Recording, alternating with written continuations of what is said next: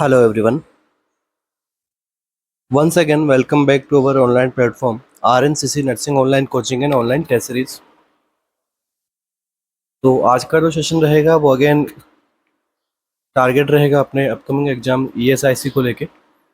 जैसा कि अपनी प्रीवियस क्लासेस चलती आ रही है अभी अपने ऑफिशियल यूट्यूब चैनल पे, वैसा ही आज हम यहाँ पे नेक्स्ट ESIC के लिए एक पेपर डिस्कशन करेंगे जिसके अंदर हम क्या पढ़ने वाले हैं, select all that apply questions. ठीक है, select all that apply question में क्या होता है, मल्टीपल आंसर्स होते हैं। ठीक है, अब तक हम पढ़ते आ रहे थे कि भी कोई एक सेलेक्ट करना होता है।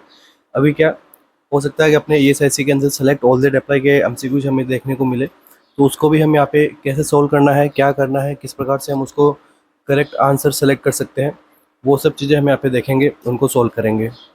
तो अपकमिंग कुछ क्लासेज जो है सेलेक्ट ऑल दैट अप्लाई के पैटर्न के बेसिस के ऊपर रहने वाली है। तो जिनका भी थ्योरी पोर्शन वीक है उनका थोड़ा ये जो पोर्शन है select all that apply questions का उनको थोड़ा चैलेंजिंग लग सकता है। तो मैं अगेन कहूँगा सबको कि अपनी थ्योरी जो है वो अच्छे से स्ट्रॉन्ग कर लीजिएगा। अभी 20-25 डेज बचे हुए हैं इस टाइम पीरियड में। तो चलिए स्टार्ट करते हैं आज के अपने सेशन को।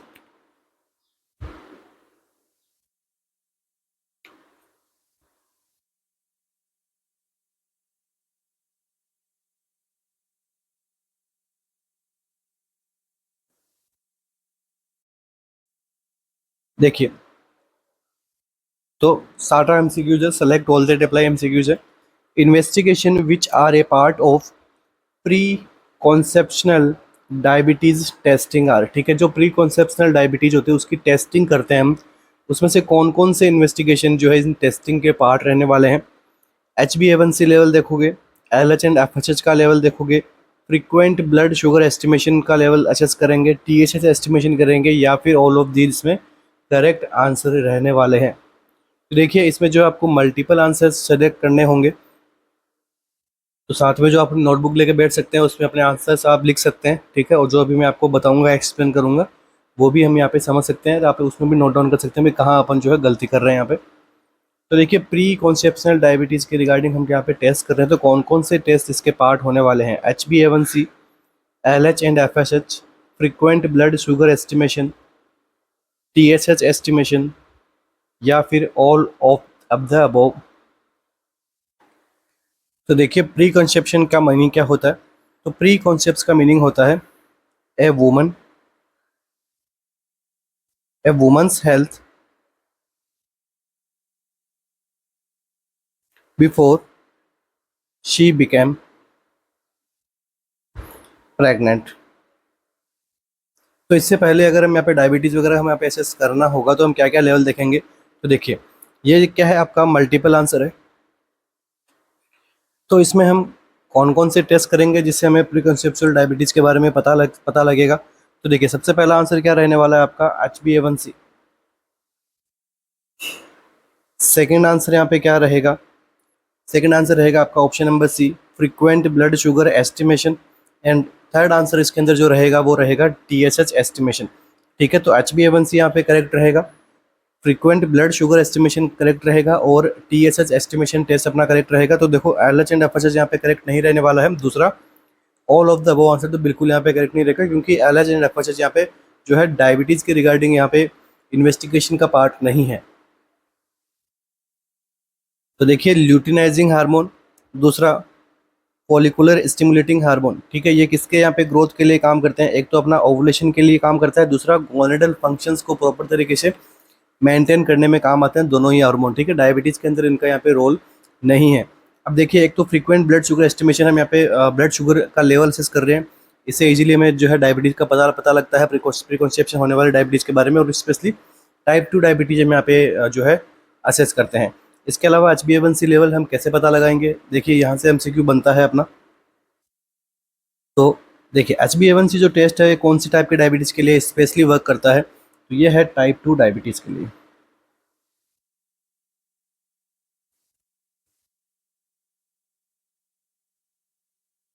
नेक्स्ट जो यहाँ से MCQ बनता है कि ये प्रीवियस कितने मंथ के अंदर आपको जो है डायबिटीज़ के बारे में बताता है, या फिर ब्लड शुगर बताता है। तो प्रीवियस 3 मंथ्स का जो है इसके पास में क्या रहता है, डाटा हम यहाँ पे एसेस कर सकते हैं। नेक्स्ट, इसका वैल्यू जो होता है वो किस में होता है? इसका जो वैल्यू होता है वो रहता है mg पर dl के अंदर। तो ये जो बेसिक एमसीक्यूज है पता होना चाहिए। mg पर dl का मतलब क्या होता है? तो मिलीग्राम पर डेसीलीटर। ठीक है, अब देखते हैं इसका जो लेवल्स होते हैं वो कौन कौन से लेवल है, कौन से को हम डायबिटीज़ कहेंगे, कौन सा प्री डायबिटीज रहेगा, तो वो हम यहाँ पे देखते हैं। तो फर्स्ट वन बात करते हैं नॉर्मल रेंज का। नॉर्मल रेंज कितना होता है इसमें? 5.7%। ठीक है, अब ये देखो परसेंटेज के अंदर अगर आपको शुगर का लेवल देखना होता है, शुगर आपको किस में मिलेगा? mg पर dl में। और जबकि HbA1c का जो टेस्ट है वो आपको किस में देखने को मिलता है? परसेंटेज के अंदर। ठीक है, तो नॉर्मल होता है कितना? 5.7%। अब 5.7 से 6.4% अगर होता है, इसे हम क्या कहेंगे? Pre diabetic.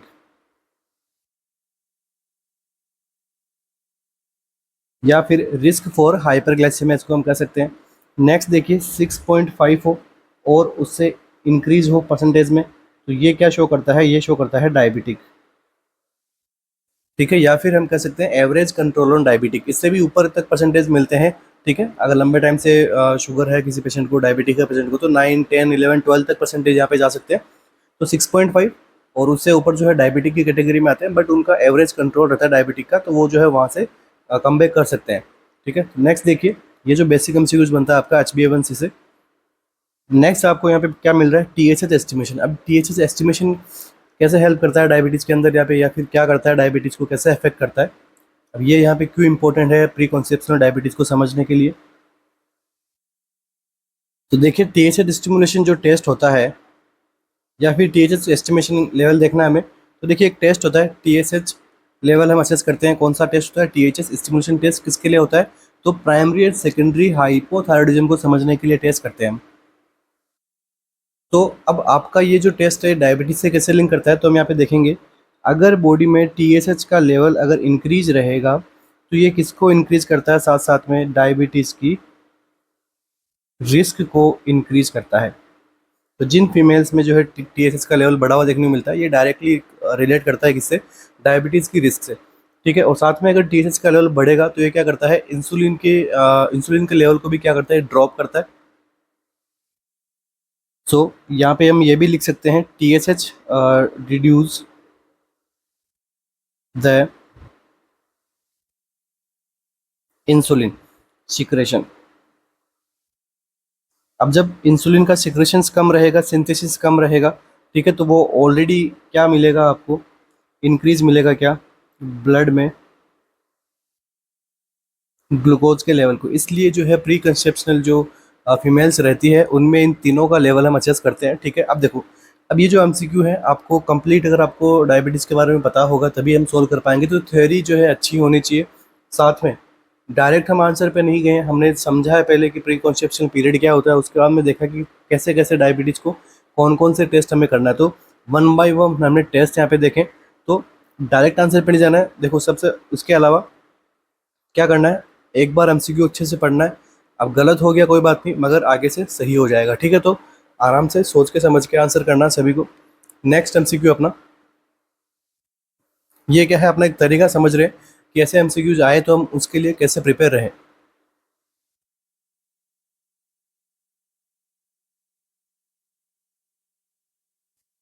True statement regarding magnesium sulphate use in eclampsia and pre eclampsia is are. कौन से स्टेटमेंट जो है यहाँ पे ट्रू स्टेटमेंट रहेंगे? किसके लिए? MgSO4 मैग्नीशियम सल्फेट के लिए, जो कि कहाँ पे यूज में लिया जा रहा है? एक्लेम्शिया में और प्री एक्लेम्शिया में। अब वो कौन से स्टेटमेंट है जो ट्रू है? ऑप्शंस अपने used for the treatment of hypertension की, ये जो है हाइपरटेंशन के ट्रीटमेंट के लिए यूज में लिया जा रहा है। Can be used continuous intravenous as well as intermittent intramuscular, कि इसको जो है हम इंट्रावेनियस भी यूज ले सकते हैं और साथ में इंटरमिटेंट इंट्रामस्कुलर भी हम यूज में ले सकते हैं। In more than 95% cases successfully control seizure of eclampsia, ये जो है 95% ऑफ केसेज है। ठीक है, जिनको भी एक्लेम्शिया होता है उसमें 95% ऑफ केसेज से भी ज़्यादा पेशेंट्स में क्या मिलता है आपको? सीजर कंट्रोल मिलता है successfully. Next, toxicity can be treated by stopping further administration and giving calcium gluconate. इसकी टॉक्सिसिटी को ट्रीट कैसे करेंगे? एक तो आपको आगे देना नहीं है MgSO4 को, साथ में कैल्शियम ग्लूकोनेट को देना है। नेक्स्ट ऑप्शन नंबर ई क्या बता रहा है आपको, administration is continued for 24 hour after delivery. Delivery के 24 आवर आफ्टर तक जो इसका क्या करते हैं हम एडमिनिस्ट्रेशन करते हैं।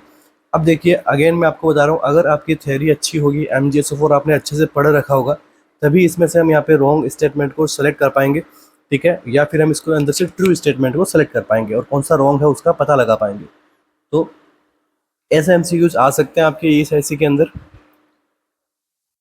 तो ऐसे MCQs के लिए भी क्या करना है, हमें प्रिपेयर रहना है। ऐसा नहीं कि हम केवल 4 ऑप्शन ही समझ सकते हैं उसके अंदर से आंसर दे सकते हैं। So we should be prepare for these MCQs as well as. तो देखिए क्या है यहाँ पे, MGSO4 क्या काम करता है, कैसे काम करता है, और क्या इसकी डोज रखते हैं हम, लोडिंग डोज, मेंटेनेंस डोज, ये क्या होती है, कैसे होती है, IM कैसे देते हैं इसको, ये सब चीज़ें आपकी थ्योरी में से पूछी गई है यहाँ पे, और थ्योरी अच्छी होनी चाहिए। तो क्या रहेगा इसका आंसर, जल्दी से अपन जो आंसर्स जो है यहाँ पे आप देख लीजिए, फिर मैं इसको सॉल्व करवा देता हूँ। तो देखिए इसका आंसर करने से पहले एक बार हमें समझना पड़ेगा क्या प्री एक्लेम्शिया क्या होता है। कंप्लीट नहीं देखेंगे, जस्ट सुपरफिशियल हम देखने वाले हैं। तो प्री एक्लेम्शिया क्या होता है, ऐसी कंडीशन जो कब डेवलप हो रही है, आफ्टर 20 वीक्स ऑफ प्रेगनेंसी। इसके अंदर क्या क्या सिम्टम्स आते हैं फीमेल में, एक तो देखो हाइपर टेंशन होता है, ठीक है, हाइपर टेंशन कितना जा सकता है, अब सिस्टोलिक की हम बात करें तो 140 से mm से यहाँ पे ज़्यादा देखने को मिल सकता है, फिर 140 तक देखने को मिल सकता है। और साथ में क्या देखने को मिलेगा, प्रोटीन यूरिया। तो देखो जनरली प्रेगनेंसी के अंदर प्रोटीन यूरिया जो है फिजियोलॉजिकल नहीं होता है, ठीक है, ग्लाइकोसूरिया होता है, मगर प्रोटीन यूरिया फिजियोलॉजिकल नहीं होता है। तो प्रोटीन यूरिया कंडीशन देखने को मिल रही है यहाँ पे, तो वो किस में होता है, प्री एक्लेम्शिया वाली कंडीशन में। साथ में और कौन सा सिम्टम आता है, एडिमा। बॉडी के जो पेरिफेरल जो रीजन है उनमें एडिमा देखने को मिलता है। एडिमा की वजह से फ्लूइड वॉल्यूम यहाँ पे बढ़ता है, तो उसकी वजह से साथ में क्या होता है, पेशेंट का वेट भी है वो क्या होता है, गेन होता है, ठीक है। और लास्ट में इन सब के साथ में अगर एक कंडीशन और ऐड हो जाए जिसे अपन क्या बोलते हैं, सीजर। तो सीजर अगर इन पेशेंट्स में आता है तो सीजर वाली जो कंडीशन डेवलप होते ही इस कंडीशन को हम क्या बोलते हैं, एक्लेम्सिया। ठीक है, सिंपल हम समझने के लिए समझा रहा हूँ मैं आपको यहाँ पे कि एक्लेम्शिया कैसे बना, क्या होता है एक्लेम्शिया में। तो सारे सिम्टम ये तो होंगे ही होंगे, साथ में अगर सीजर इंक्लूड होता है इसे हम कहते हैं एक्लेम्शिया वाली कंडीशन। अब इसका एक कॉम्प्लिकेशन होता है, कॉम्प्लिकेशन को क्या हम कहते हैं, हेल्प सिंड्रोम। तो हेल्प से क्या होता है, हीमोलाइसिस इलेवेटेड, इसकी फुल फॉर्म पूछ ली जाती है, हीमोलाइसिस इलेवेटेड लीवर एंजाइम लो प्लेटलेट्स। ये क्या होती है, कोई जो कॉम्प्लिकेशन यहाँ पे डेवलप होती है पेशेंट में, ठीक है, और ये स्पेशल कब देखने को मिलती है, थर्ड टाइमेस्टर के अंदर। और ये जो कंडीशन है पहले भी डेवलप हो सकती है, ऐसा कुछ नहीं है। इसके अलावा ये जो प्रीक्लेम्शिया के जब साइन सिम्टम्स कैसे पता लगा सकते हैं, एक तो ये सारे सिम्टम्स देख के, इसके अलावा और क्या देखने को मिलता है, जब फीमेल थर्ड ट्राइमेस्टर में आती है तो उस फीमेल में जो है अपर गैस्ट्रिक रीजन के अंदर पेन देखने को मिलता है, जिसे हम क्या बोलते हैं, एपिगैस्ट्रिक पेन।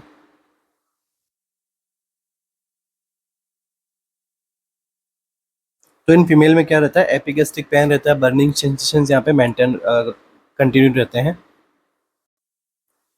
अब इन सब चीज़ों को कंट्रोल करने के लिए हम एक क्या देते हैं, एक ड्रग देते हैं। इस ड्रग का क्या नाम है, MGSO4। तो MGSO4 आपको पूछा जाता है कि ये क्या करता है, कैसे करता है, तो इसका मेन काम क्या है, ये हाइपरटेंशन को ट्रीट करने के लिए हम नहीं दे रहे हैं, ठीक है, ये किसको ट्रीट करने के लिए दे रहे हैं, सीजर को प्रिवेंशन करने के लिए, ठीक है। तो ये ध्यान रखना, MCQ पूछा जाता है कि क्या काम करता है, हाइपरटेंशन को कम करता है, सीजर को प्रिवेंट करता है, तो इट प्रिवेंट सीजर।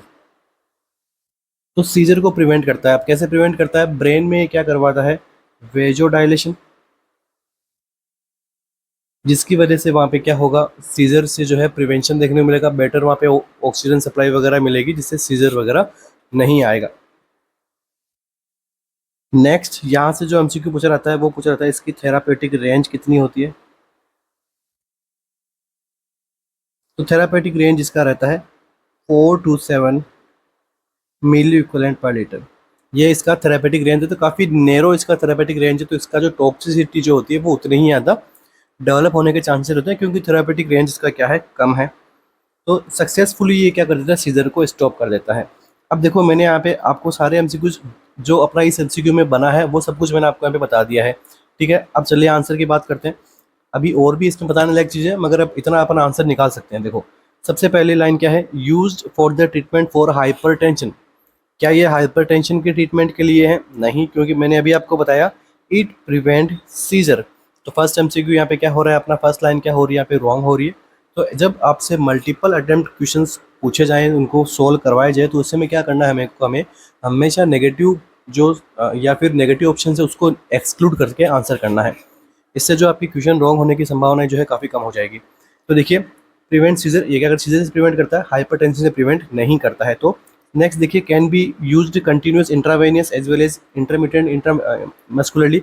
अब इसको जो हम यहाँ पे आईवी भी दे सकते हैं और आईएम भी लगाते हैं, बिल्कुल लगाते हैं, ठीक है। 90% सक्सेसफुली कंट्रोल करता है सीजर को एक्लेम्पसिया के अंदर, बिल्कुल ये भी स्टेटमेंट सही है।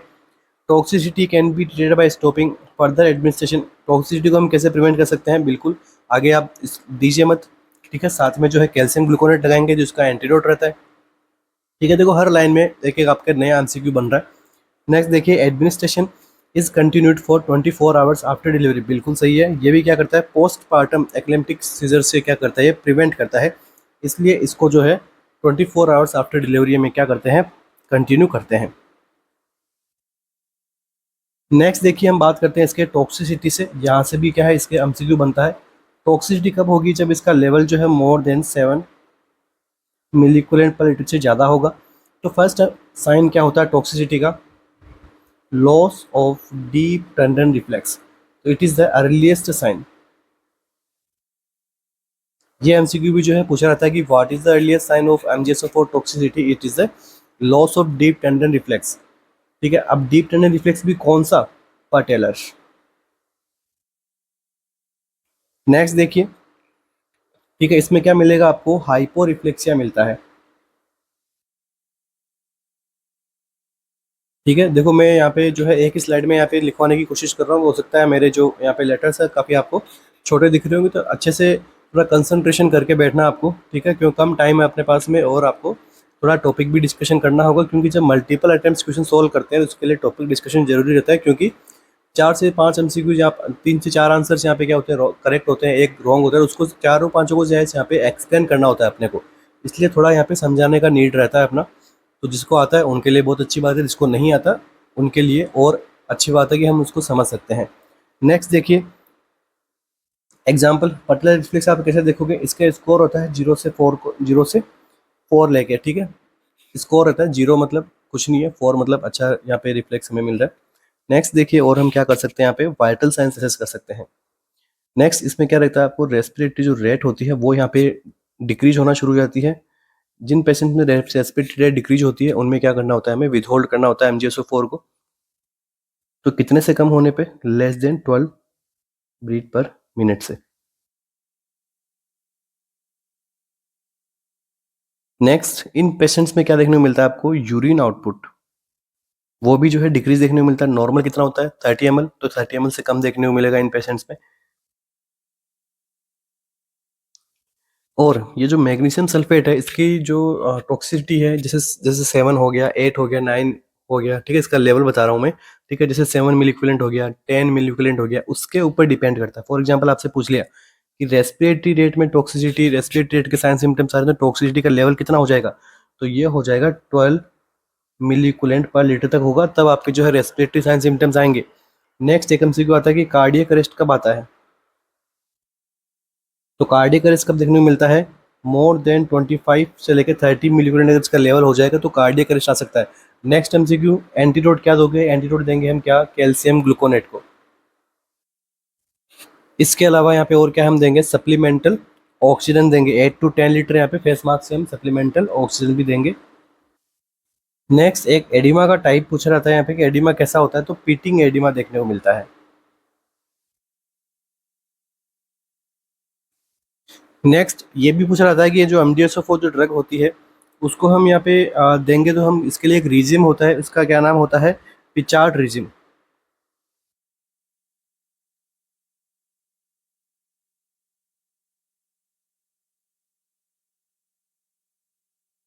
इसके अकॉर्डिंग क्या करते हैं, डोज को डिवाइड करते हैं, फिर हम जो है इसको यहाँ पे पेशेंट को दी जाती है। तो पूछा रहता है लोडिंग डोज कितनी होती है।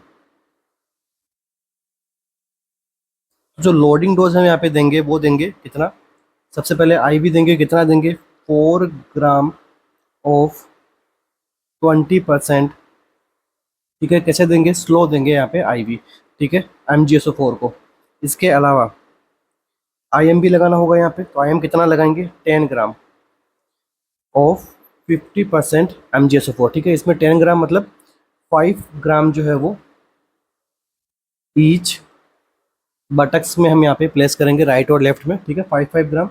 और आईवी कितना देंगे, 14, तो सॉरी 4 ग्राम। तो टोटल लोडिंग डोज कितना हो जाएगा अपने पास में, टोटल ग्राम कितने हो जाएंगे, तो 14 ग्राम यहाँ पे लोडिंग डोज के अंदर रखेंगे, और मेंटेनेंस के अंदर कितना रखेंगे, 5 ग्राम ऑफ ईच बटक्स। यहाँ पे मेंटेनेंस डोज के अकॉर्डिंग हम यहाँ पे अप्लाई करते हैं। नेक्स्ट MCQ,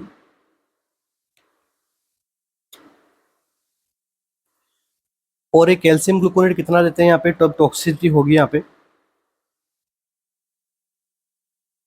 तो कैल्शियम ग्लूकोनेट कितना देंगे, तो 10% ऑफ कैल्शियम ग्लूकोनेट, या फिर 10% कैल्शियम ग्लूकोनेट ऑफ 10 ml।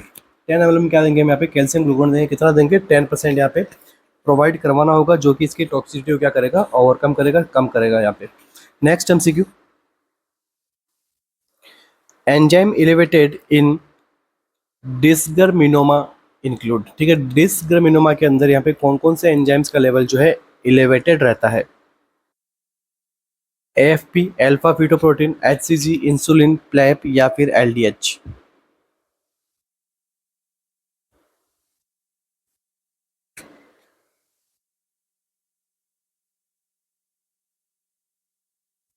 तो देखिए, डिसगर्मिनोमा जो है होता क्या है, या फिर डिसजर्मिनोमा क्या होता है, ये एक प्रकार का रेयर मैलिग्नेंट ट्यूमर होता है,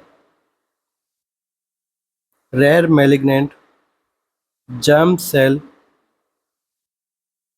ट्यूमर। अब कौन से मैलिग्नेंट जर्म किसका होता है ये ट्यूमर, हम कह सकते हैं ओवेरी का।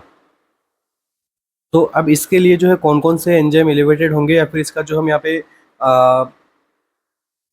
प्रोफाइल मार्कर जब यहाँ पे एसेस करेंगे तो किसका लेवल यहाँ पे बढ़ा हुआ देखने को मिलता है, LDH, AFP, HCG, इंसुलिन, प्लेप, क्या क्या यहाँ पे देखने को मिलेगा, और स्पेशली जो है रिप्रोडक्टिव एज में देखने को मिलता है।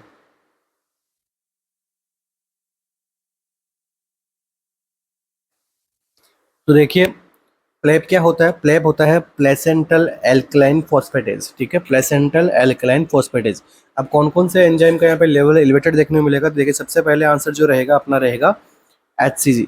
ठीक है, HCG का लेवल बढ़ा हुआ देखने को मिलेगा। इसके बाद में सेकेंड वन क्या रहेगा, प्लेप, प्लेसेंटल एल्कलाइन फॉस्फेटेज का लेवल देखने को मिलेगा इंक्रीज। इसके बाद में नेक्स्ट LDH, तो LDH का लेवल भी इंक्रीज देखने को मिलता है। इन तीनों का ये लेवल जो यहाँ पे बढ़ा हुआ देखने को मिलेगा। और कंडीशन क्या है अपनी, डिसजर्मिनोमा एक प्रकार से क्या है, ओवेरी का मैलिग्नेंट जर्म सेल ट्यूमर होता है। ठीक है, इसमें जो है ओवेरी के अंदर मल्टीपल लोब्यूल्स बन जाते हैं। ठीक है, और साइज के अंदर जो है यहाँ पे इंक्रीजमेंट देखने को मिलता है। यंग फीमेल्स में या फिर रिप्रोडक्टिव एज की फीमेल्स के अंदर ये प्रॉब्लम देखने को मिलता है, यूनिलेटरली ज़्यादा होता है, बायलेटरली नहीं होता है, यूनिलेटरली ये कंडीशन देखने को मिलता है। तो इसके लिए कौन कौन से ट्यूमर मार्कर है, HCG, प्लेप और LDH। Placental alkaline phosphatase. Next देखिए, अल्फा फीटोप्रोटीन जो होता है वो क्या रहता है, इसमें नॉर्मल रहता है। ठीक है, अल्फा फीटोप्रोटीन नॉर्मल रहता है, इसलिए इसका लेवल जो यहाँ पे बाई ये जो ट्यूमर मार्कर के अंदर हम इसको असेस नहीं करते हैं। बाकी HCG को इंसुलिन का यहाँ पे लेना देना नहीं है इस टॉपिक से। नेक्स्ट प्लेप और LDH दोनों यहाँ पे क्या है, ट्यूमर मार्कर कंसिडर किए गए हैं। नेक्स्ट MCQ,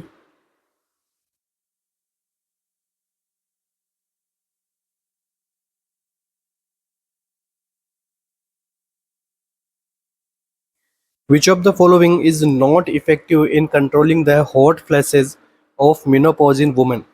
कि कौन सा जो ऑप्शन है वो नॉट इफेक्टिव है, मतलब इफेक्टिव नहीं है कंट्रोल करने में। क्या कंट्रोल करना है, हॉट फ्लैशेस को कंट्रोल करना है आते कब है हॉट फ्लैशेस? मेनोपॉज के टाइम पे आते हैं, ठीक है, और वुमेन्स में आते हैं। तो कौन सा यहाँ पे जो ऑप्शन है वो इफेक्टिव नहीं होगा? हॉर्मोनल रिप्लेसमेंट थेरेपी, टीबोलॉन, रोलेक्सिफेन, आइसोफ्लेवंस या फिर विटामिन ई। अभी आपसे पूछा है नॉट इफेक्टिव, तो मल्टीपल चॉइस आंसर हो सकते हैं यहाँ पे, या फिर कोई सिंगल आंसर भी हो सकता है। ठीक है, तो आपको देखना है भाई आंसर क्या रहेगा। और ये जो सारे के सारे एमसीक्यू जो अपने थ्योरी के अंदर जो है हम यहाँ पे पढ़ाते हैं, ठीक है, तो जल्दी से जो है आंसर्स देख लीजिए, आंसर सर्च कर लीजिए, नोट डाउन कर लीजिए अपने नोटबुक में।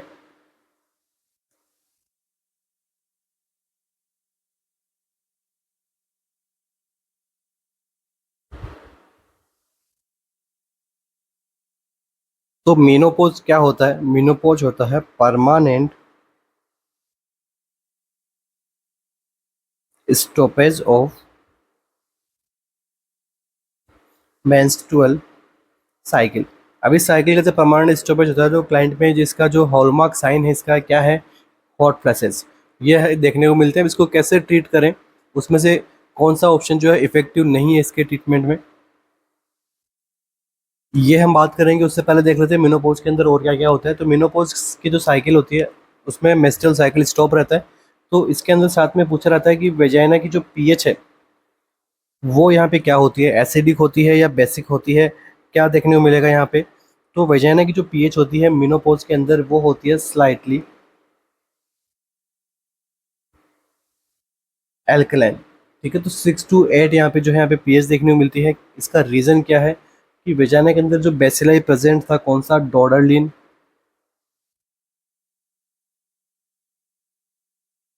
वो क्या होने लग गया है? डिक्रीज होने लग गया है, फिर डिसअपियर होने लग गया है। इस वजह से इसका पीएच जो है एल्कलाइन होने लगता है। अब देखिए दूसरा क्या होता है, हार्मोनल इम्बेलेंस क्या देखने को मिलता है मेनोपॉज के अंदर। तो मेनोपॉज में सभी को पता है एस्ट्रोजेंस वगैरह, प्रोजेस्टेरोन वगैरह यहाँ पे डिक्रीज देखने को मिलते हैं, जिसकी वजह से तो लिख सकते हैं यहाँ पे एस्ट्रोजन एंड प्रोजेस्टेरोन दोनों का लेवल क्या देखने को मिलता है यहाँ पे? डिक्रीज देखने को मिलता है। अब एस्ट्रोजन प्रोजेस्टेरोन की वजह से क्या होते हैं क्लाइंट में मेनोपॉज के साइन सिम्टम्स डेवलप होते हैं। सबसे पहले मैं बात कर रहा हूँ यहाँ पे हार्मोनल इम्बेलेंस की, जो पूछा रहता है एमसीक्यू कि एस्ट्रोजन का क्या होता है? नेगेटिव इफेक्ट मिलता है किसके ऊपर? एफएसएच के ऊपर। अब जब एस्ट्रोजन ही नहीं है आपकी बॉडी में तो क्या देखने को मिलता है? एफएसएच हार्मोन का लेवल इंक्रीज देखने को मिलता है। मेनोपॉज के अंदर क्या होता है? एफएसएच हार्मोन का लेवल इंक्रीज देखने को मिलता है। और ये जो इधर प्रोजेस्टेरोन है ये क्या करता है? नेगेटिव इफेक्ट लेके आता है किसके ऊपर? एलएच हार्मोन के ऊपर। अब जब अपने पास में प्रोजेस्टेरोन भी नहीं है तो क्या देखने को मिलेगा? एलएच हार्मोन का भी यहाँ पे इंक्रीजमेंट देखने को मिलता है मेनोपॉज की कंडीशन में। ठीक है, समझ गए एफएसएच एलएच क्यों बढ़े हुए रहते हैं? इसके अलावा एक और कंडीशन होती है जिसके अंदर एस्ट्रोजन प्रोजेस्टेरोन की कमी देखने को मिलती है, एफएसएच और एलएच की इंक्रीजमेंट देखने को मिलती है। क्या कंडीशन होती है? Turner syndrome.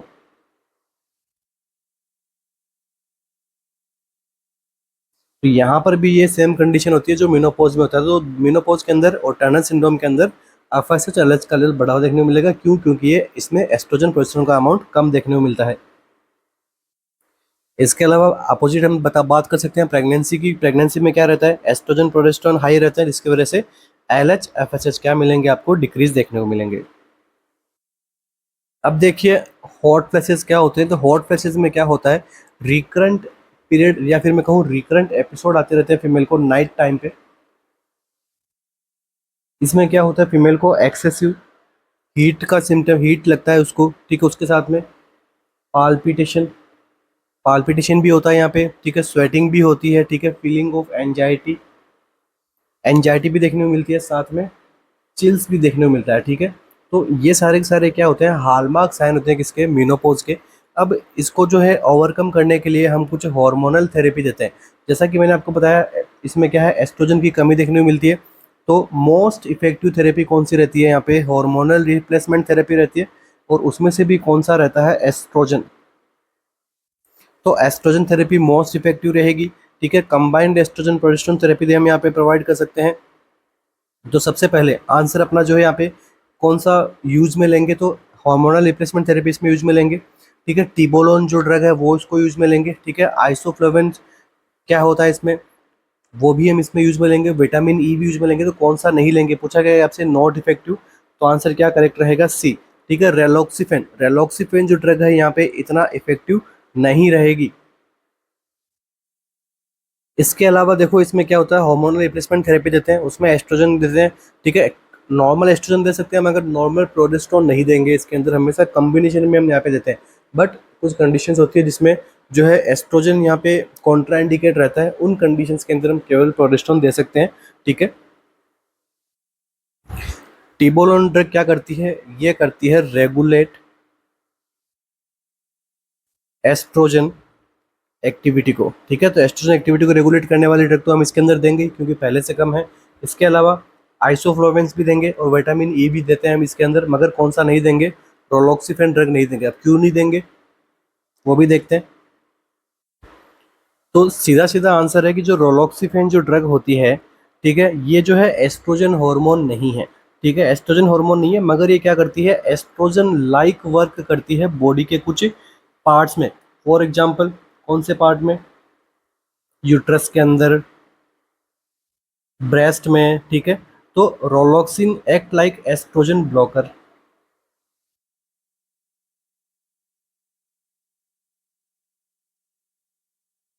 तो हमें यहाँ पे ब्लॉकर तो देना नहीं है, हमें तो यहाँ पे एस्ट्रोजन थेरेपी देनी है, क्योंकि पहले से क्या है, एस्ट्रोजन की कमी है।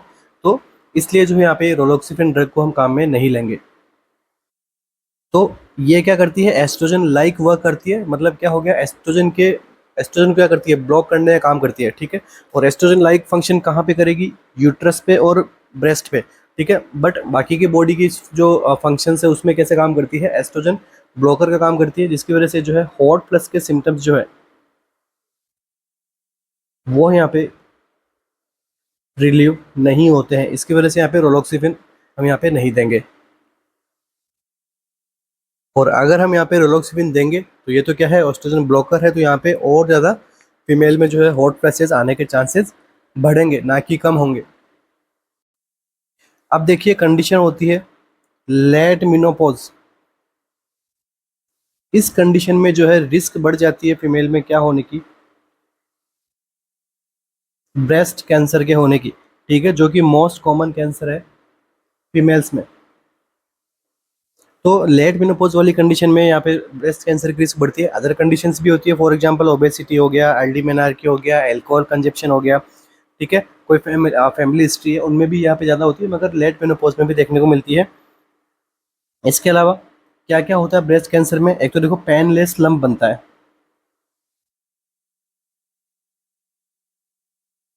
ठीक है। और क्या देखने को मिलेगा यहाँ पे, ब्लडी डिस्चार्ज सिक्रेशन देखने को मिल सकता है निप्पल से। ये जो है कॉमन साइन सिम्टम्स होते हैं ब्रेस्ट कैंसर के। अब डायग्नोसिस कैसे करोगे इसको, ये मैं क्यों बता रहा हूँ, क्योंकि यहाँ से एमसीक्यू पूछा गया है लास्ट बार।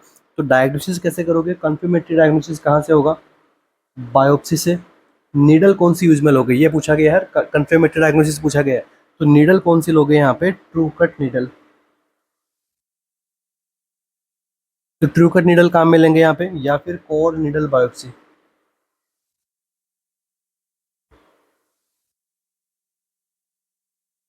इसके अलावा और क्या करवा दे, क्या क्या कर सकते हैं हम, पैट सीटी कर सकते हैं, ठीक है। Position emission tomography CT scan यहाँ पे कर सकते हैं, जिसमें वॉल बॉडी स्कैन होता है। बेस्ट आंसर किया जाएगा बायोप्सी। और उसमें बायोप्सी का एक टाइप और होता है जिसमें हम क्या करते हैं, सेंटिनल लिम्फ नोड बायोप्सी भी हम इसको करते हैं ट्रीटमेंट के अंदर। अब इसमें ऐसा क्या होता है कि इसको नाम दे दिया अपन ने सेंटिनल लिम्फ नोड। तो देखो क्या होता है कि सर्जरी करने से पहले हम क्या करते हैं, मेथाइलिन ब्लू डाइट काम में लेते हैं, मेथाइलिन ब्लू डाई काम में लेते हैं। अब जब हम यहाँ पे मेथाइलिन ब्लू डाई को यहाँ पे इंजेक्ट करेंगे तो ब्रेस्ट के कुछ टिश्यू का कलर चेंज हो जाता है, कैसा कलर हो जाएगा, ब्लू कलर। और इन्हीं ब्लू कलर के टिश्यू को हम क्या कहेंगे, sentinel lymph node. Okay, sentinel जो लिम्फ नोड है उनका कलर कैसा हो जाएगा, ब्लू कलर हो जाएगा, इन्हें हम क्या कहेंगे, सेंटिनल लिम्फ नोड। और फिर इन्हें हम क्या करते हैं, रिमूव करते हैं बॉडी से, ठीक है। चलिए, ये हो गया ब्रेस्ट कैंसर से रिलेटेड भी थोड़ा सा छोटा सा अपना ओवरव्यू, क्या होता है कैसे होता है। एक ड्रग यहाँ पे काम में ली जाती है, पूछा जाता है प्री मीनोपोजल। प्री मीनोपोजल की कंडीशन है, कौन सी यहाँ पे ड्रग दी जाएगी, तो आंसर क्या रहेगा, टेमोक्सिफेन। तो टेमोक्सिफेन जो यहाँ पे दी जाएगी, ये क्या होती है, SERM कैटेगरी की ड्रग होती है। मतलब क्या हो गया, सेलेक्टिव एस्ट्रोजन रिसेप्टर मॉड्यूलेटर होती है। ठीक है, और पोस्ट मेनोपोजल अगर आपसे पूछ ले कि भाई पोस्ट मेनोपोजल हो गया, ब्रेस्ट कैंसर की ट्रीटमेंट करना है, तो ड्रग यहाँ पे क्या कौन सी देंगे अपन, लेट्रोजोल। तो लेट्रोजोल यहाँ पे जो है पोस्ट मेनोपोजल कंडीशन में दे सकते हैं। और इनके भी जो है साइड इफेक्ट क्या देखने को मिलते हैं आपको, मोस्ट कॉमन साइड इफेक्ट क्या देखने को मिलेगा, हॉट फ्लैश। ठीक है, तो हम देखो, मैं आपको जो पढ़ा रहा हूँ वो सारा का सारा इधर उधर घूम रहा है किसके, हॉट फ्लैश के। ठीक है, इसलिए जो है यहाँ पे टॉपिक इंपॉर्टेंट है, समझा रहा हूँ इसीलिए, ताकि हॉट फ्लैश का जो टॉपिक है अच्छे से समझ में आ जाए, क्योंकि पोस्ट मेनोपोजल कंडीशन है, काफ़ी चीज़ों को ये जो है इंटरलिंक करता है। ठीक है, कॉन्सेप्ट अपने बनाता है। नेक्स्ट हम सीखियो अपना,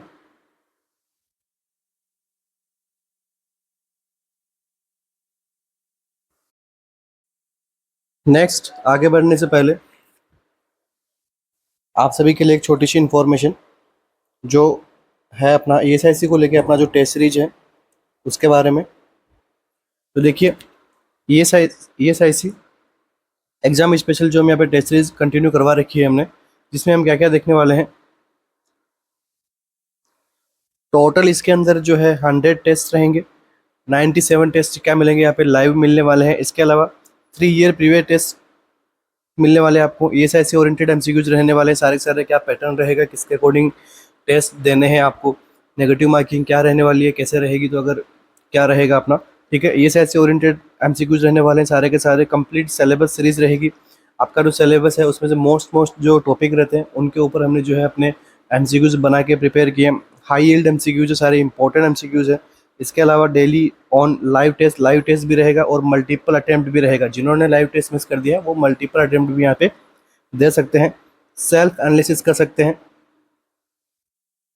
इसके साथ 67 टोटल टॉपिक बेस्ड आपको टेस्ट में यहाँ पे मिलने वाले हैं। उसके बाद में 30 जो ऐसे टेस्ट रहेंगे जो कैसे रहेंगे, ESIC मेगा टेस्ट, मतलब ESIC के एग्जाम के हूबहू यहाँ पे टेस्ट मिलने वाले हैं। ठीक है, और ये जो एग्जाम तक वैलिड रहेगी टेस्ट सीरीज। इस टेस्ट सीरीज के रिगार्डिंग किसी को भी यहाँ पे कैसा भी इन्फॉर्मेशन चाहिए तो वो आप हमारे सपोर्टिव नंबर पे कॉल और मैसेज करके जानकारी प्राप्त कर सकते हैं। चलिए नेक्स्ट MCQ,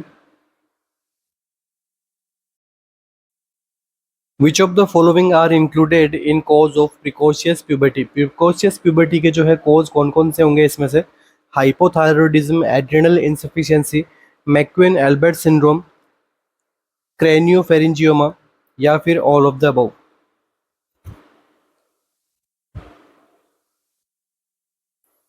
प्रिकॉशियस प्यूबर्टी का कॉज क्या क्या होंगे यहाँ पे,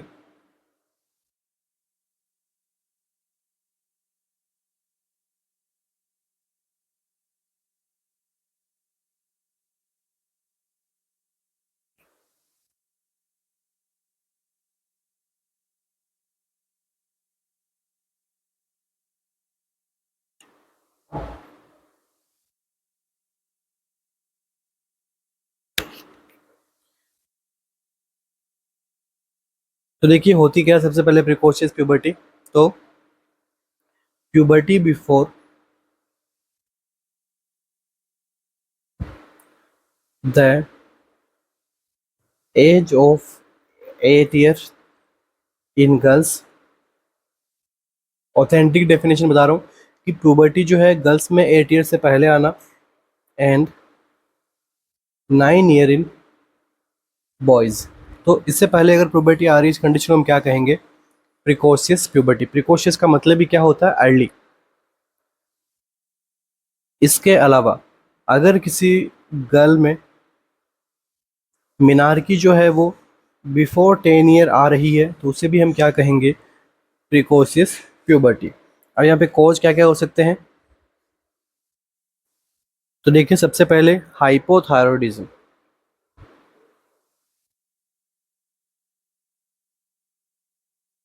तो अब हाइपोथायरॉयडिज्म क्या करता है, हाइपोथायरॉयडिज्म करता है क्या, ओवर प्रोडक्शन ऑफ गोनेडोट्रोफिन्स। ठीक है, अब इस हाइपोथायराइडिज्म क्या करता है, ओवर प्रोडक्शन करता है गोनेडोट्रोफिन्स का, जिसकी वजह से क्या होगा फीमेल में या फिर मेल में क्या होगा, प्रिकॉशियस प्यूबर्टी के चांसेस बढ़ जाते हैं। तो ऑप्शन नंबर ए तो यहाँ पे क्या रहने वाला है, ठीक है, करेक्ट रहने वाला है। तो सबसे पहले हम बात करते हैं ऑप्शन नंबर ए की, आराम से हमें मिल गया, करेक्ट हो गया।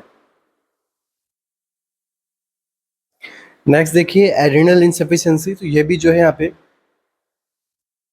जीएनआरएच हार्मोन को क्या करती है, अफेक्ट करती है, जिससे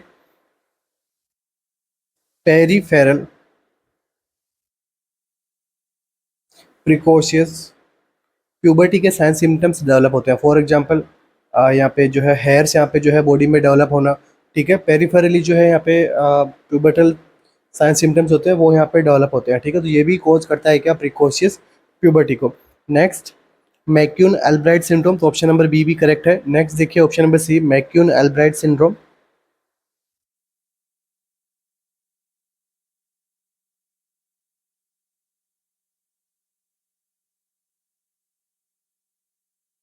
अब इस सिंड्रोम में क्या होता है, ये क्या करता है, एस्ट्रोजन को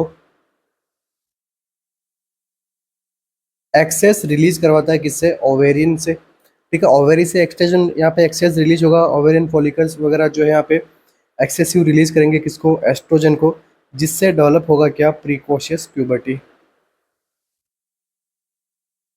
ठीक है, तो ये भी क्या करता है, प्रीकोशियस प्यूबर्टी को बढ़ाता है। तो ऑप्शन नंबर सी भी क्या होगा, करेक्ट होगा। इसके अलावा देखिए जो मैक्यून एल्बर्ट सिंड्रोम होता है, ये क्या कोज करता है, पॉलियोस्टोटिक फाइब्रस डिस्प्लेजिया। इसका मीनिंग क्या होता है, abnormal growth of bone. Next ये क्या करवाता है, प्रिकॉशियस प्यूबर्टी।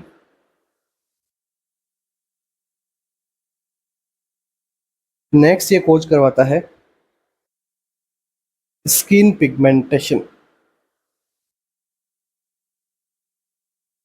अब इन तीनों को ही मिला के क्या नाम दिया गया है, क्लासिकल ट्रायड। ये क्या है, इसके इस डिजीज कंडीशन के क्या है, classical triad. First one is polyostotic fibrous dysplasia, जिसके अंदर क्या होता है, बॉडी की जो बोन्स की जो ग्रोथ होती है वो होती है एबनॉर्मली। सेकंड ये क्या कोज करवाता है, प्रिकॉशियस प्यूबर्टी को, क्योंकि एस्ट्रोजन को एक्सेस रिलीज करवाता है ओवेरियन फॉलिकल से। थर्ड ये क्या कोज करता है, स्किन पिगमेंटेशन कोज करवाता है, ठीक है, न्यूबॉर्न स्किन स्पेशली बच्चों के अंदर। तो ये सारे के सारे इसके क्या है, क्लासिकल ट्रायड है, ठीक है, इंपॉर्टेंट है। अगर पूछते हैं कि भाई विच of the following is not a classical triad, तो अपन जो है फोर्थ वन जो ऑप्शन रहेगा उसको हम आराम से सेलेक्ट कर सकते हैं। तो फर्स्ट हो गया हाइपोथायराइडिज्म, सेकंड हो गया एड्रिनल इंसफिशिएंसी, थर्ड हो गया मैक्यून एल्ब्रेट सिंड्रोम। अब फोर्थ वन क्या है, क्रेनियोफेरेंजियोमा। ये क्या है, ट्यूमर होता है इसके अंदर, सेंट्रल नर्वस सिस्टम के अंदर। तो सेंट्रल नर्वस सिस्टम के अंदर ट्यूमर है, फॉर एग्जांपल और कौन कौन से ट्यूमर हो सकते हैं, पीनियल ट्यूमर्स हो सकता है, ऑप्टिक ग्लूकोमा हो सकता है, ठीक है, और क्रेनियोफेरिंजियोमा हो सकता है, ठीक है। और ये भी क्या करता है, प्रिकोशियस प्यूबर्टी को कॉज करता है। तो सारे के सारे ऑप्शन सी क्या हो रहे हैं, अपने यहाँ पे रॉन्ग हो रहे हैं। तो आंसर क्या रहेगा, ऑल ऑफ द अबोव। यहाँ पे अपना आंसर क्या रहने वाला है, all of the above is the correct answer. तो ऐसे हमें क्या करना, वन बाय वन आंसर को पढ़ते जाना है, उसको समझते जाना है, उसको राइट है रॉन्ग है वो वन बाय वन देखना है। ऐसे हमें डायरेक्ट भी आपको ऑप्शन नंबर डी यहाँ पे ई यहाँ पे बता सकता था, मगर एक एक चीज़ को सोल्व किया फिर अगर ई अपना करेक्ट हो रहा है तो वो क्या है, ज़्यादा अच्छा है, ठीक है, नेगेटिव मार्किंग नहीं होती है इससे। नेक्स्ट एमसीक्यू,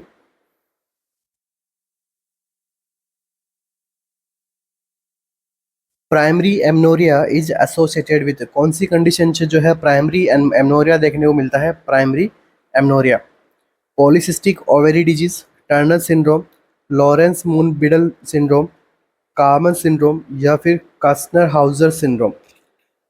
प्राइमरी एमनोरिया जो है कौन सी कंडीशन में सीन होता है।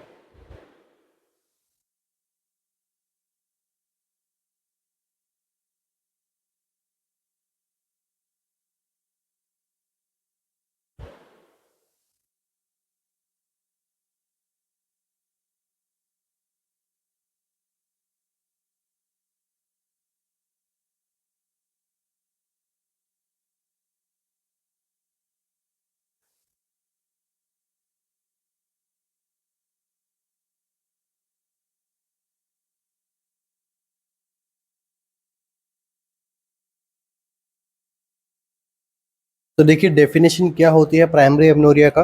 तो it is a condition defined as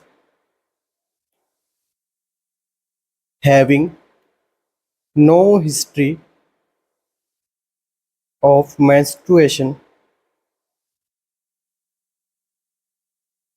by age 15 years or 3 years after thalarchy।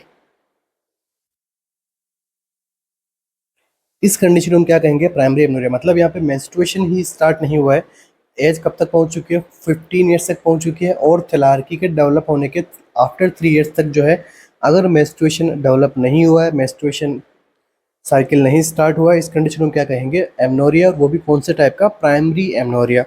अब इसके भी कुछ टाइप होते हैं, कंडीशंस होती है। फर्स्ट वन इज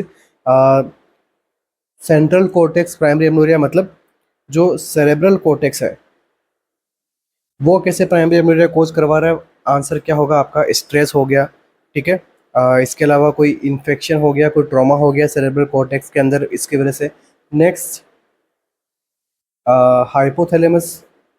अब हाइपोथैलेमस कैसे प्राइमरी एमनोरिया कोज करवा रहा है यहाँ पे, ठीक है, डिलेड प्यूबर्टी की वजह से, ठीक है, प्यूबर्टी जो है वो डिलेड हो गई। कार्मन सिंड्रोम, ठीक है, देखिए ऑप्शन नंबर डी तो क्या हो गया अपना यहाँ पे करेक्ट आंसर हो गया। तो कार्मन सिंड्रोम भी क्या करवाता है यहाँ पे प्राइमरी एमनोरिया कोज करवाता है। उसके बाद में एक और सिंड्रोम होता है जिसे अपन कहते हैं Laurence Moon Biedl syndrome.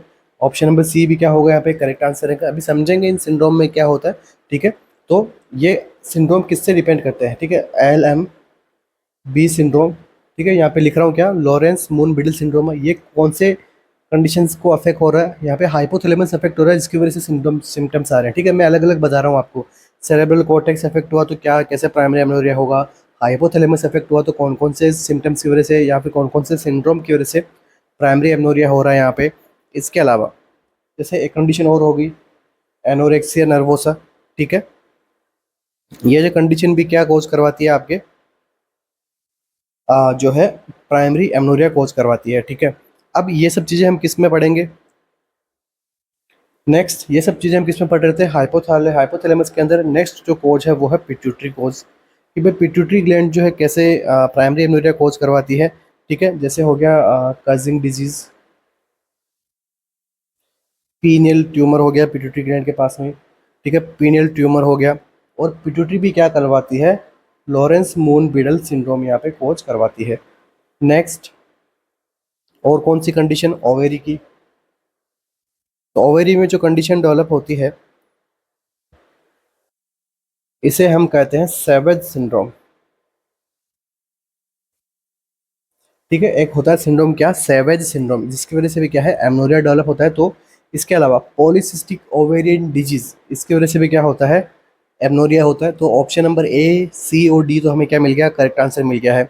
Next देखिए uterus.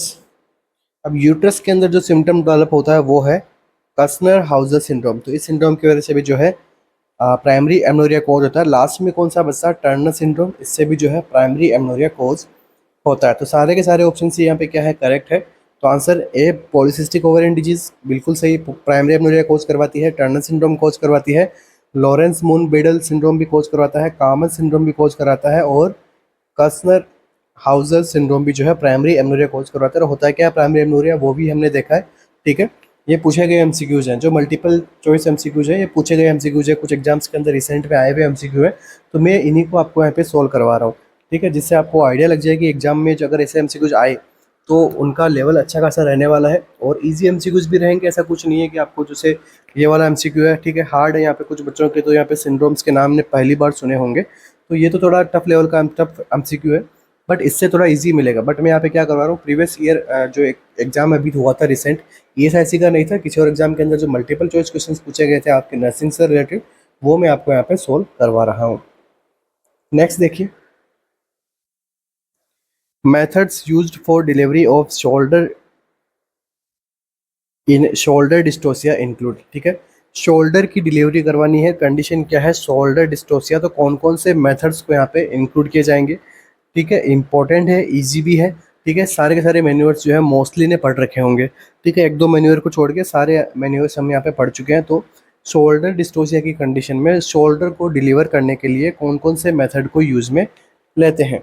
लाउसेट manoeuvre, McRoberts manoeuvre, Pinard manoeuvre, Woods manoeuvre या फिर जैक्यूमर मैन्यूअर।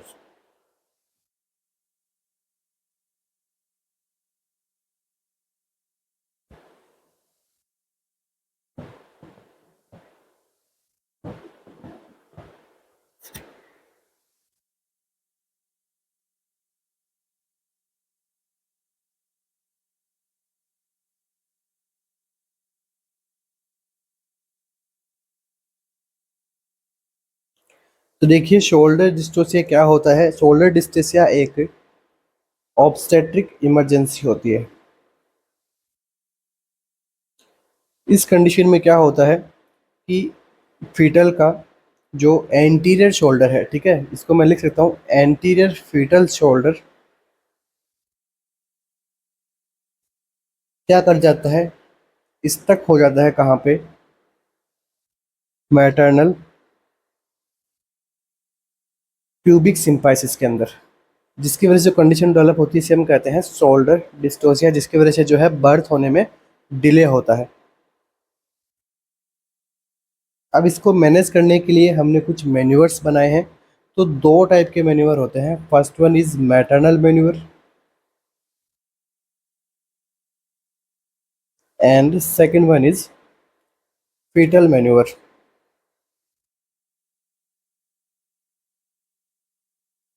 तो मैटरनल मैन्यूअर कौन कौन से होते हैं?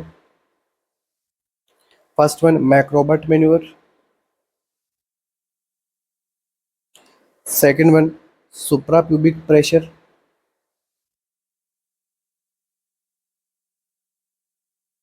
नेक्स्ट गस्किन मैन्यूअर,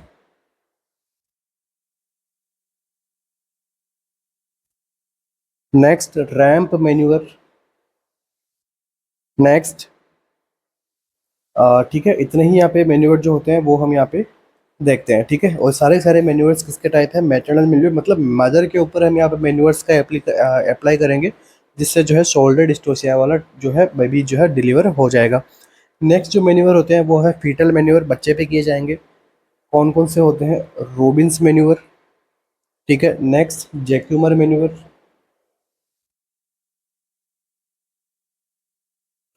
ठीक है, जैक्यूअर मैन्यूअर। अब जैक्यूअर मैन्यूअर सीएमसीक्यू बनता है कि ये जो है कौन सी आर्म को यहाँ पे डिलीवर करने के लिए काम में आता है? तो posterior arm deliver.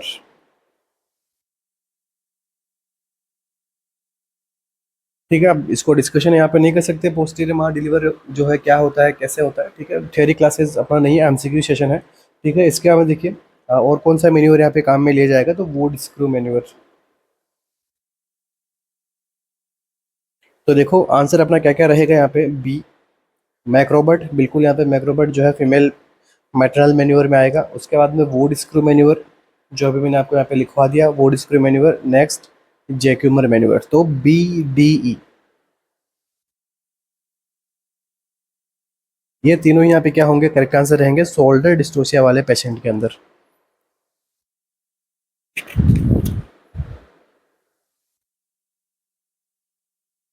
Next MCQ, इन सबको बस आपको क्या करना है, इन सब मैन्यूअर्स की आपको इमेज ज़रूर देखनी है। इमेज देख के आपको आराम से समझ में आ जाएगा कि कौन सा मैन्यूअर क्या है। जैसे रूबिन्स मैन्यूअर क्या है, जैक्यूमर मैन्यूअर क्या है, वुड स्क्रू मैन्यूअर क्या है, मैक्रोबर्ट मैन्यूअर क्या है, बाकी लाउसेट मैन्यूअर, इन सब के बारे में भी आप जो है इमेजेस देख सकते हैं।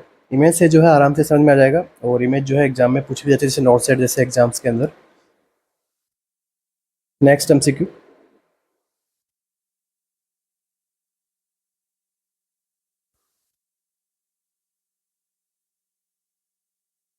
which of the following important point need to be informed to a pregnant woman when taking consent vaginal birth after cesarean section? क्या पूछा गया है कि एक मदर को प्रीवियसली क्या हुआ था? सिजेरियन सेक्शन हुआ था। ठीक है, अभी जो उसका कंसेंट लेना है, हम यहाँ पे किसके लिए ले रहे हैं? हम कंसेंट वजाइनल बर्थ के लिए। तो क्या क्या जो चीज़ें हैं, हमें कौन कौन से पॉइंट्स जो है यहाँ पे इन्फॉर्म्ड करने होंगे प्रेग्नेंट मदर को? देखिए, chances of uterine rupture inform करना नहीं करना है। Chances of uterine ruptures are double with previous history of more than one caesarean section, अगर यहाँ पे more than one caesarean section होते हैं तो उसमें यूट्राइन रप्चर होने के चांसेस जो होते हैं वो डबल हो जाते हैं। मोर देन वन भी कौन सा, caesarean section. Next, uterine delivery is contraindicated in female with precocious previous history of lower segment caesarean section. Uterine delivery जो है कॉन्ट्राइंडिकेट होती है फीमेल में, अगर फीमेल को क्या हुआ है, प्रीवियसली हिस्ट्री है किसका, लोअर सेगमेंट सिजेरियन सेक्शन का, LSCS का। Next, chances of fetal compromise are 15 to 25%। Fetal compromise होने के चांसेस भी जो है 15 to 25% है, या फिर नन ऑफ द अबव। तो कौन सा कंडीशन यहाँ पे, या फिर कौन कौन से इंपॉर्टेंट पॉइंट को यहाँ पे इंक्लूड किए जाएंगे फीमेल को जो यहाँ पे इन्फॉर्म करने के लिए। फीमेल क्या करवा रही है यहाँ पे, वेजाइनल बर्थ करवा रही है, वो भी किसके बाद में, प्रीवियसली उसको क्या हुआ है, सिजेरियन सेक्शन हुआ है।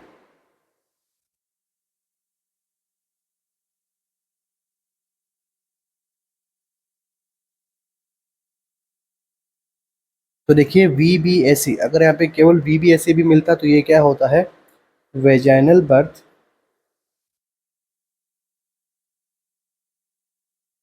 After C section. ठीक है, vaginal birth after caesarean section, यही यहाँ पे लिखा है, vaginal birth after caesarean section, VBAC। अब कौन कौन सी यहाँ पे इंफॉर्मेशन को इंक्लूड किया जाएगा यहाँ पे,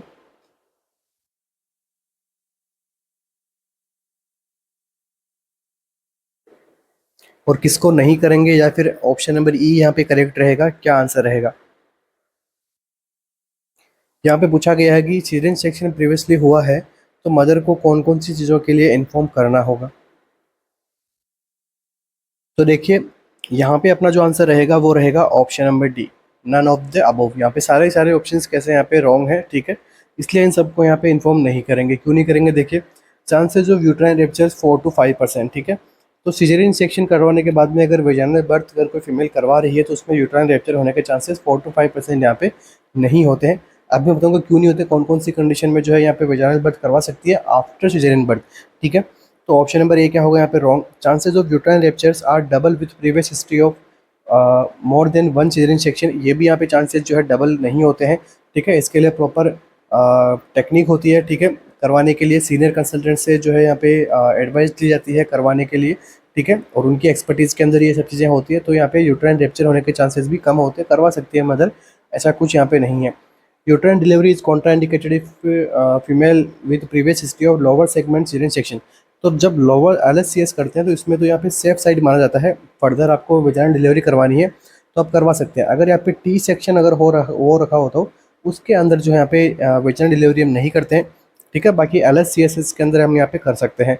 chances of fetal compromise are 15 to 25%, ये भी क्या है यहाँ पे रॉन्ग स्टेटमेंट है, तो इनको हम यहाँ पे नहीं बताएंगे। ऑप्शन नंबर डी क्या रहेगा, करेक्ट आंसर रहेगा। तो देखिए कौन कौन सी कंडीशन में हम वेजाइनल डिलीवरी करवा सकते हैं after caesarean birth.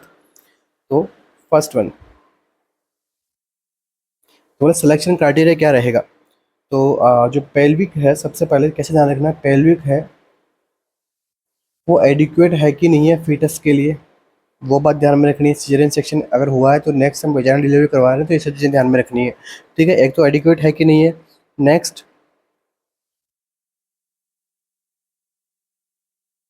Availability of resources, अगर हमारे पास में प्रॉपर रिसोर्सेज है कि नहीं वेजाइनल डिलीवरी के लिए। For example anaesthesia, blood transfusion unit, ठीक है, OT चाहिए उसके लिए। ठीक है, इमरजेंसी सिजेरियन सेक्शन अगर करना पड़ेगा तो इन सब चीज़ों के लिए हमें पहले से रिसोर्सेज हमारे पास में होने चाहिए। ठीक है, इसके अलावा और क्या क्या हम देख सकते हैं, इसके साथ में वेजाइनल डिलीवरी के लिए हम जो है इन्फॉर्म कंसेंट लेना जरूरी है।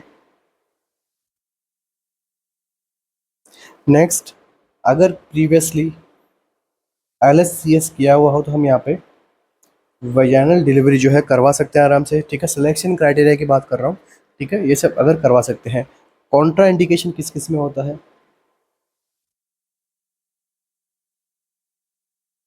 कौन कौन सी कंडीशन में इसको कॉन्ट्रा इंडिकेट रखेंगे, तो देखिए inverted T shape uterine, inverted T shape uterine incision अगर लगा हो तो हम यहाँ पे वेजाइनल बर्थ को क्या रखेंगे, कॉन्ट्रा इंडिकेट रखेंगे। ठीक है, नेक्स्ट और क्या रखना है आपको यहाँ पे, अगर कोई प्रेगनेंसी रिलेटेड कोई कॉम्प्लिकेशन हो तो हमें यहाँ पे वेजाइनल डिलीवरी को कॉन्ट्रा इंडिकेट रखेंगे। ठीक है। जैसे फॉर एग्जांपल एक्लेम्पशिया हो गया, माल प्रेजेंटेशन हो गया, प्लेसेंटा प्रीविया है, तो इन सब कंडीशन में हमें ऑब्वियस सी बात है कॉन्ट्राइंडिकेट रखना है वेजिनल डिलीवरी को। नेक्स्ट, अगर कोई मेडिकल रिसोर्सेज अपने पास में पहले से कम है और फिर पहले अगर सीजरियन सेक्शन हो रखा है और अगर वो मदर चाह रही है वेजाइनल करो, तो वहाँ पे हम यहाँ पे नहीं कर पाएंगे, क्योंकि रिसोर्सेज हमें तो चाहिए। अगर वेजाइनल नहीं हो पाए तो हमें सीजरियन सेक्शन करना है, उसके लिए रिसोर्सेज ही अपने पास में नहीं होंगे तो हम कैसे परफॉर्म कर पाएंगे। नेक्स्ट, तो ये अपना आंसर यहाँ पे क्या रहेगा, option number D, none of the above यहाँ पे करेक्ट आंसर रहेगा। नेक्स्ट एमसीक्यू,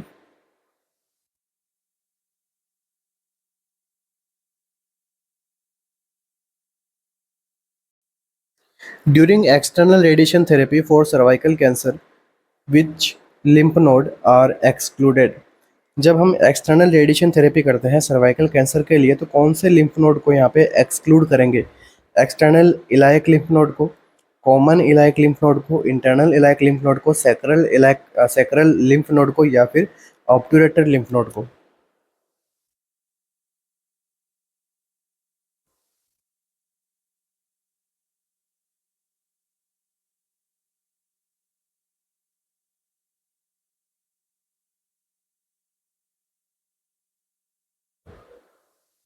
तो देखिए किसको एक्सक्लूड करेंगे यहाँ पे, इंटरनल इलायक लिम्फ नोड को हम क्या करेंगे, एक्सक्लूड करेंगे, बाकी के लिम्फ नोड को हम यहाँ पे एक्सक्लूड नहीं करेंगे। तो देखिए क्या है यहाँ पे, तो जो लिम्फेटिक जो स्प्रेड रहता है सर्विक्स के अंदर, सबसे पहले हम कर किसके ले रहे हैं, सर्वाइकल कैंसर के लिए कर रहे हैं। तो जो लिम्फेटिक यहाँ पे स्प्रेड रहता है सर्विक्स का, कैसा रहता है, तो जो सर्विक्स से जो लिम्फेटिक जो लिम्फ है वो क्या होता है, ड्रेन होगा। तो कौन कौन से चैनल से होता है, फर्स्ट वन होता है प्री यूरेट्रल, सेकंड वन यहाँ पे क्या देखने को मिलेगा,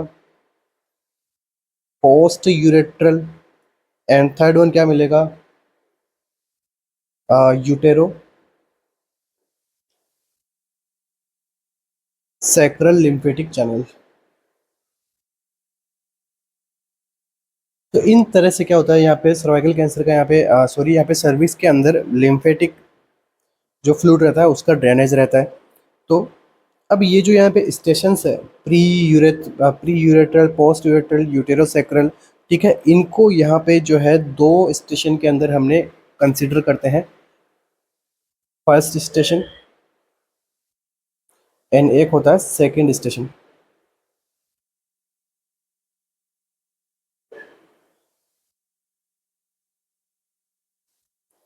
तो फर्स्ट स्टेशन रीजन के अंदर कौन कौन से आते हैं, तो obturator, next external iliac lymph node,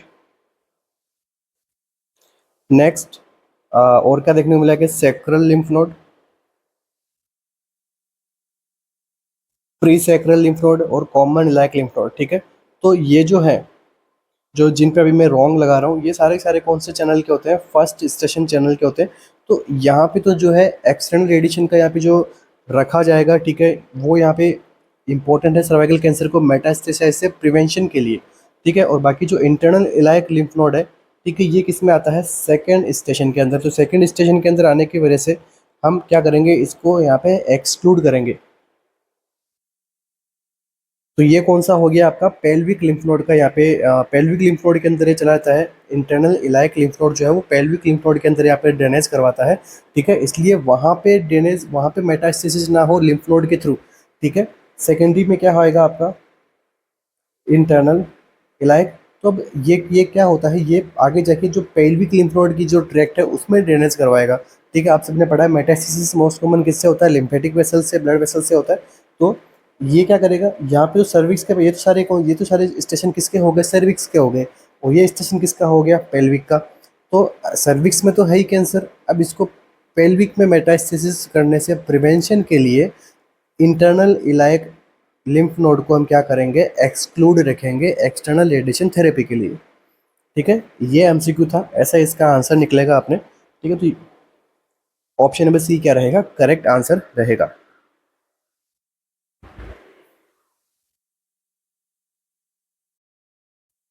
तो इसी के साथ ही आज की अपनी क्लास को कंप्लीट करेंगे। आशा करता हूँ वीडियो लेक्चर काफ़ी जो अच्छा लगा होगा आपको।